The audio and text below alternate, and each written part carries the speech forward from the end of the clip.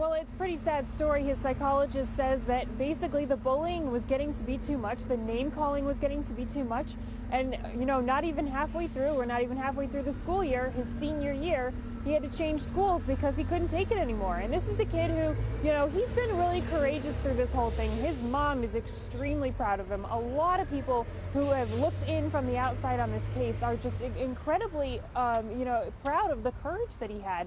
And he knows that. There is some hope here. There is a good angle to this story because he realizes that what he did helped a lot of other victims, not just in this case, but also outside this case, come forward and confront their abuse and confront their abusers and report what happened to them in many different situations. So he sees the good in that, but at the same time, he lives in a small town. He's been outed, and he's been the subject of some very derogatory name calling, some really harsh abuse from his peers. Sarah, by the way, real quick, how did he get outed? I mean, how this is the victim one is supposed to be nameless. How in the world did everyone at his high school know who he was?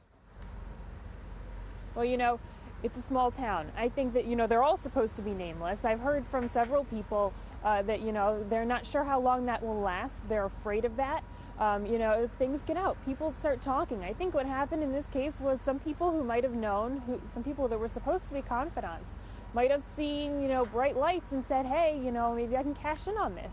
And so his name got out, his phone number got out.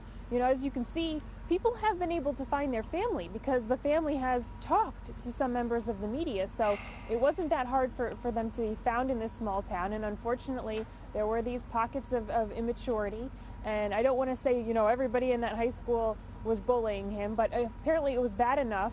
And the school, according to his psychologist, wasn't doing any educational training. I think that was the key for them, was that the school wasn't saying, hey, you might encounter a victim sometime in your life or sometime this week, or sometime in this school. Here's how you deal with it. Here's how you treat this person. There was no education. All right. So now he's going to a place where maybe there will be. I want to